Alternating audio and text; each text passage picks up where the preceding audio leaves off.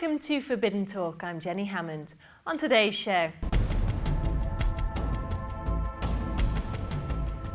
I have a dream that my rights for my working conditions are protected by the law. what kind of life do you think they led? They did not have a day off, unfortunately.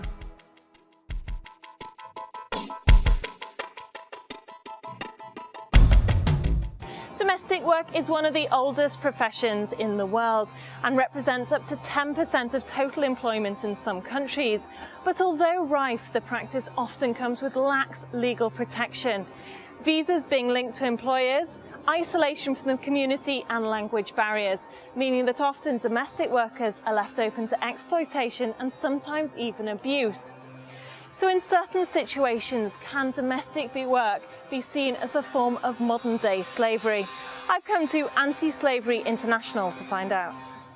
Whenever we use the term slavery, we're not using a metaphor. We look specifically at three international conventions: the 1926 Slavery Convention, the 1934 Slavery Convention, and the 1956 Supplementary Convention on Slavery. Now, the 1930 Convention describes forced labour as being all work or service extracted under menace of penalty for little or no pay, for which the person would not ordinarily offer themselves voluntarily. So if you look at the conditions under which people are working in domestic work in large parts of the Middle East, they fall into that category of forced labour.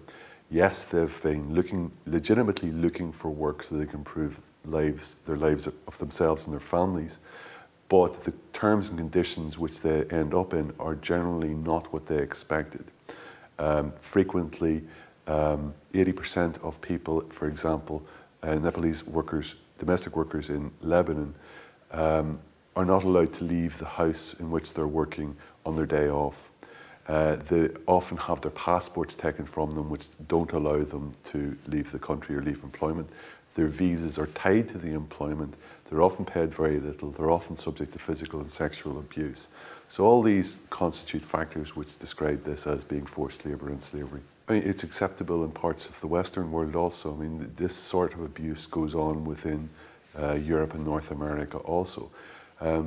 If you look through European and American history, we do not cover ourselves in glory in relation to the issue of slavery. It's something which was central to our societies for many, many years, and the consequences of that still exist. Through history, there's been no shortage of examples of people who are prepared to dehumanize, brutalize, and abuse other human beings.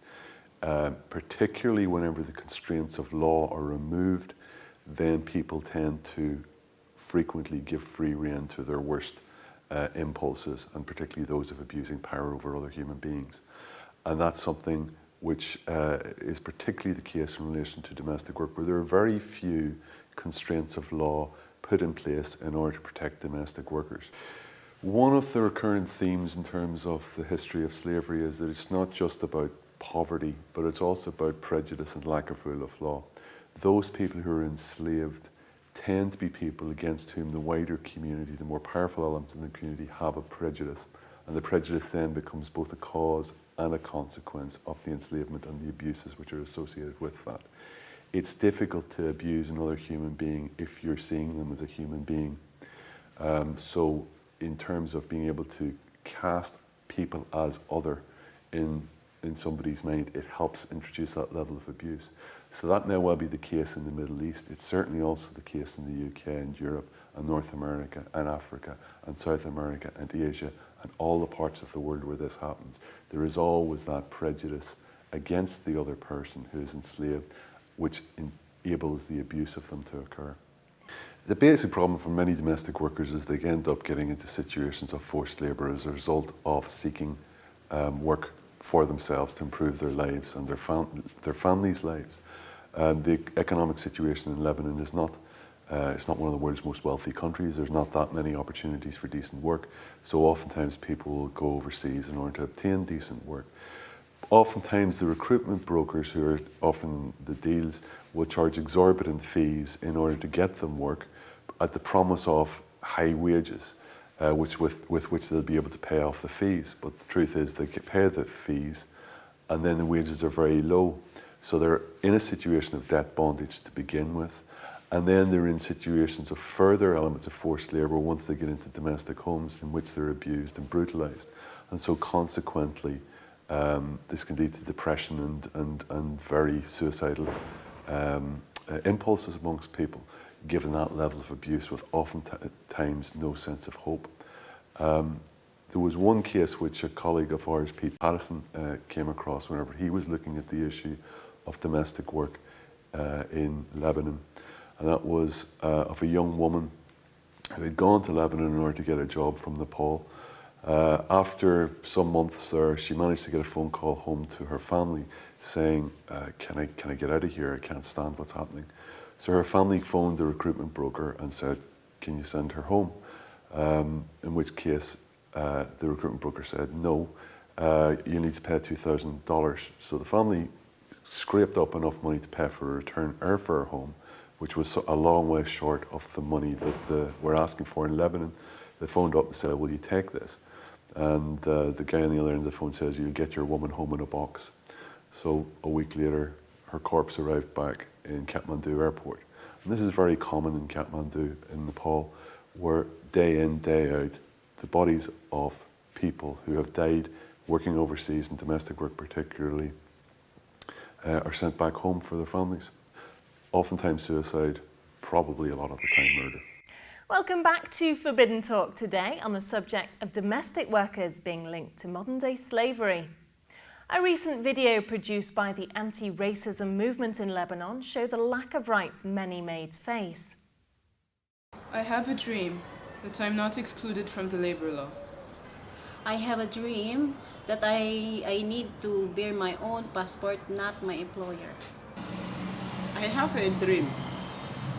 Where I work and where I live are different places.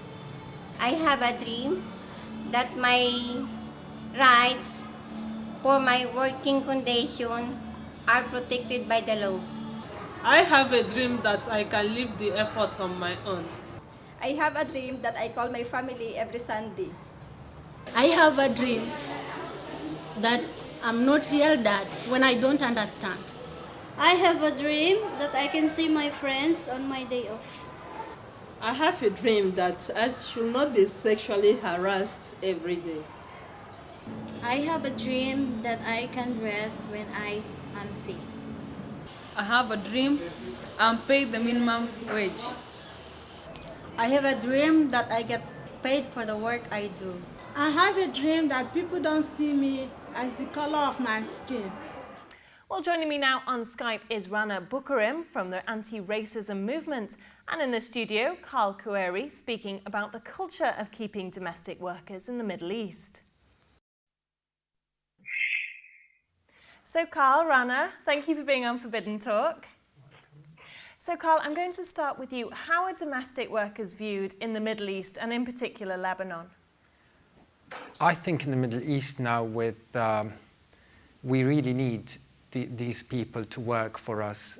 They are the ones who look after the elderly, the children, and the people in need, and of course do a lot of other domestic services in every household. So they are viewed a bit differently. They are treated a bit differently because obviously they are from a different culture. They come from a totally different background, different languages spoken. So in a way, they tend to be treated as in a certain generic way, if I may call it, where they are the help and the household, the bosses are basically the decision makers, even when it comes to parts of their lives where they're not on duty. So they decide everything. Okay, and I have read during my research that there's quite a caste system in Lebanon, and sometimes they're treated almost like commodities. Would you think that's fair? I think that's a bit of an overstatement. Perhaps Rana would explain more about that, but I definitely think they will not generally and in normal situations be treated like a commodity. Okay. Rana, do you agree with Carl's perspective? Actually, I would have to disagree because in my view and from what I've seen, they are treated like a commodity. I mean, as he was saying, It's a widespread practice to have someone live in your house and do all the housework or take care of the kids. And because the supply of labor, of this type of labor, is so much more than the demand, like there's always laborers waiting to get a job even though it doesn't pay well and your rights aren't respected. But I mean, if you have someone working in your house and she's unhappy, you can just get rid of her, or she's not working well, you get rid of her and you get someone new. It's very easy. And there's a huge power difference. I mean, the employer has all of the power, basically, especially under the sponsorship system. So yeah, I think it is actually not an exaggeration to say that they're treated like commodities, like any household item or good.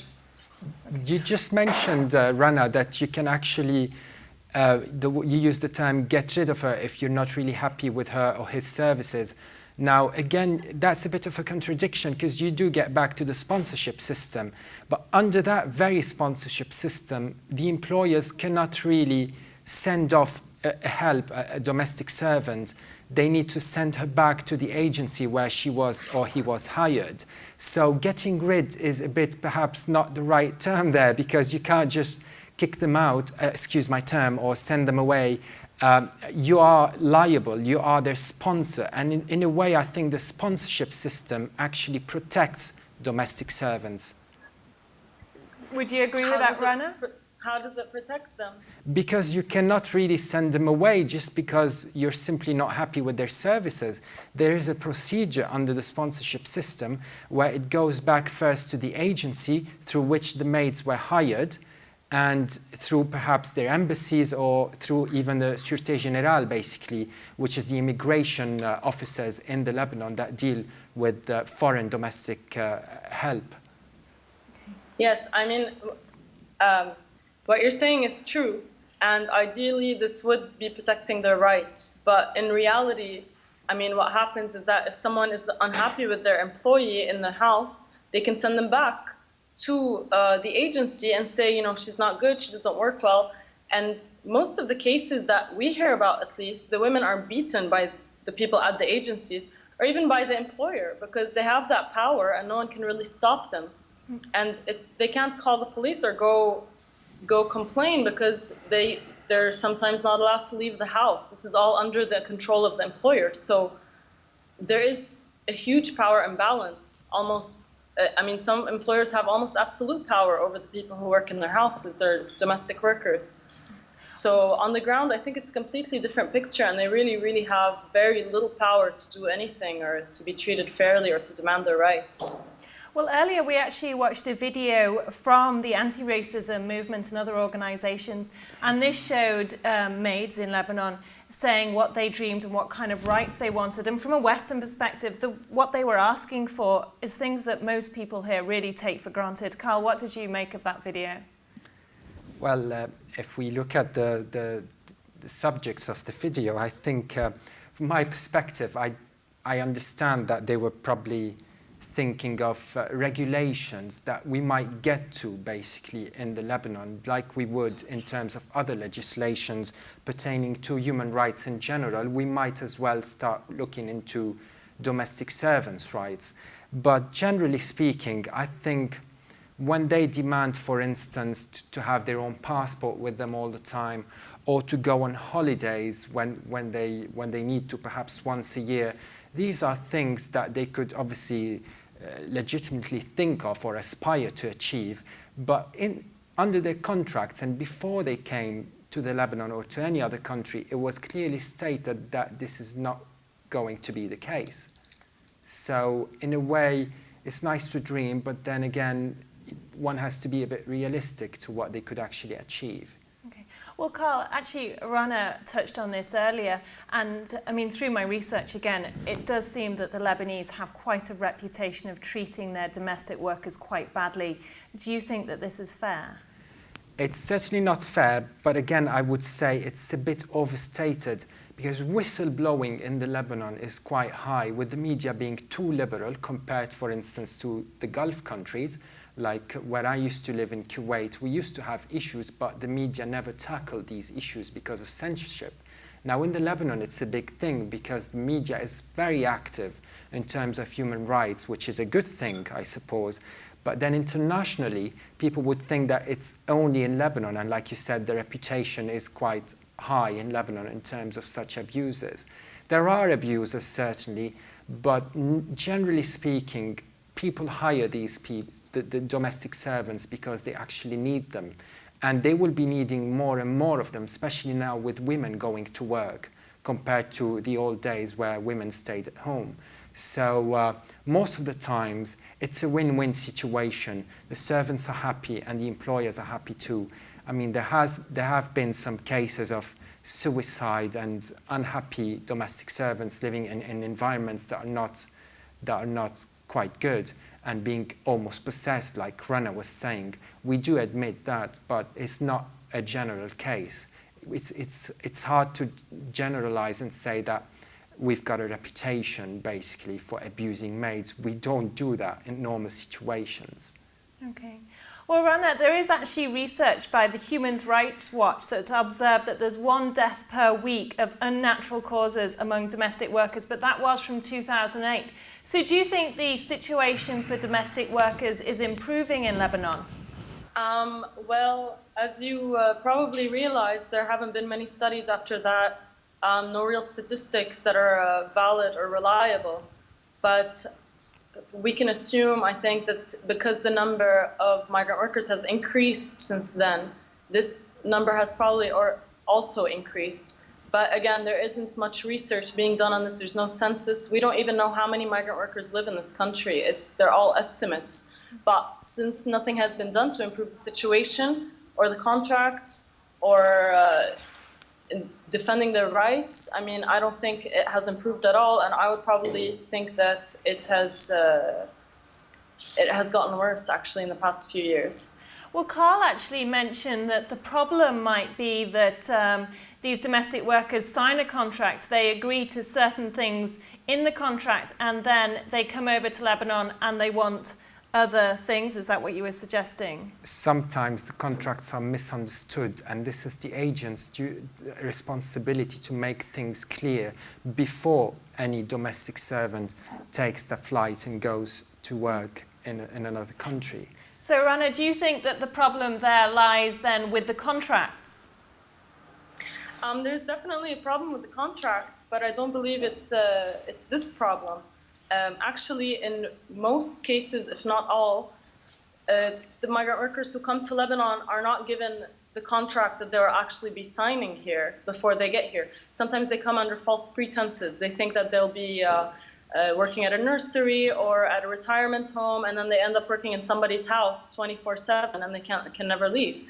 So most, if not all, migrant workers don't actually have a contract before coming here. And this is one of the demands that we're pushing for. We want the home countries or the sending countries to take the initiative or to take more responsibility in this, in controlling these agencies and making sure that the people are presented with the correct information before they make the decision to leave. But most often, that's not the case. And they get here, they're surprised. And even if they get here and they're not surprised and they knew this was going to happen, the contract they actually sign in Lebanon that tells them what their rights and responsibilities are, these contracts are in Arabic and they're not translated and they don't have any translators. So they have to sign it on the spot.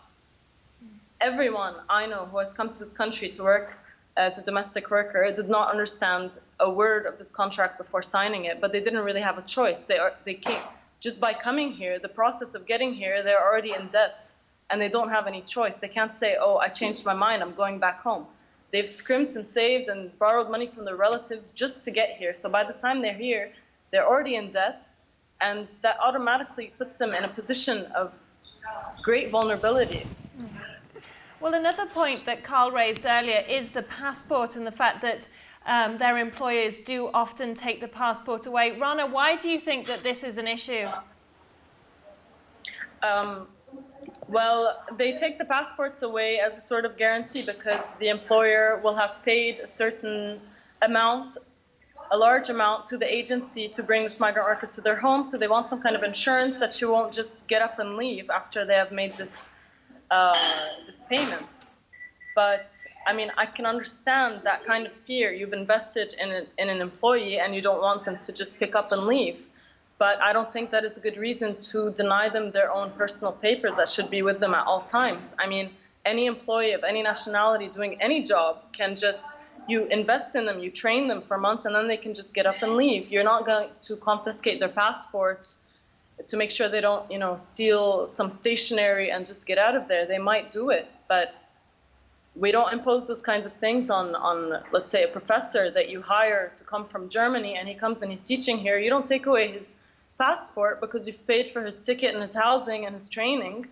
You take it, you accept it as a certain risk. But I'm not saying that, I mean, the problem, one of the main problems to be tackled is this agency, this intermediary that takes thousands of dollars from the employer and the employee just to basically, just to make the deal between them. And this is completely, first of all, unneeded. And second of all, it's unregulated. They just do whatever they want. They violate human rights on a daily basis. And whenever they are called out on it or they are caught or prosecuted, they shut down and they can open up. They have the right to open up the next day with a different name and nobody can say anything. So, I mean, here in Lebanon, it's known that these agencies are run by the same people all the time. They open and close by different names. It's a big group of very powerful people, and there isn't much that can be done about it with the current situation and the current laws and lack of law enforcement. Okay. Well, Carl, moving to you now, you grew up with these domestic workers, so, you know, from your personal experience, you know, how did you treat your domestic workers and what kind of life do you think they led? We did treat them as almost a part of the family. We did recognize that they are employees and they needed to have moments and periods of rest during their days. They did not have a day off, unfortunately. But they took it easy, if I may say, on a Sunday perhaps. And they did go out with us. They did go to where they could practice their beliefs. To church, for instance, on a Sunday, they could come with us, and they could call their relatives. They had their own space where they could sleep. And I'm happy actually now that actually the immigration forces, which is the Sûreté Générale, they are doing constant checks when there is doubt to check on the living conditions of domestic servants. They could even walk into the houses and see the living conditions and make sure that they pass the minimum levels of human rights and labor laws. Okay, Rana, well, we don't have much time left, but do you have anything you want to add to what Carl's just said? As I said before many times, there's a very huge difference in how much power each party has. And the one with the least power is going to have their rights violated, and that's wrong, no matter what they're trying to prevent. There are many different ways that they could go about it. They don't have to necessarily live in the house. They don't have to necessarily pay this huge agency fee. There's so many other things that could be tackled, but they seem to always take the easiest way out. And in this case, it's violating somebody's rights. And it's resulting in a lot of migrant workers who are actually said to run away when they're just quitting their jobs because they're being abused or not paid. They end up on the streets without their passports, and then they are detained and they're deported because they don't have their papers. Yeah. So it's just creating so many more problems than it's solving, and it's the government's responsibility to revise this contract, to regulate these agencies, and to find better solutions to these problems. I mean, it's a market, it's a labor market like any other, and it can be regulated like any other without violating the employees' rights. Well, thank you, Rana, for being with us today, and Carl, thank you for your time. Thanks for having us. Okay. Well, that's all the time we've got left here on Forbidden Talk, but now it's your turn to join the discussion. You can email us at forbiddentalk@levant.tv or find us on Facebook. Thanks for watching. Bye for now.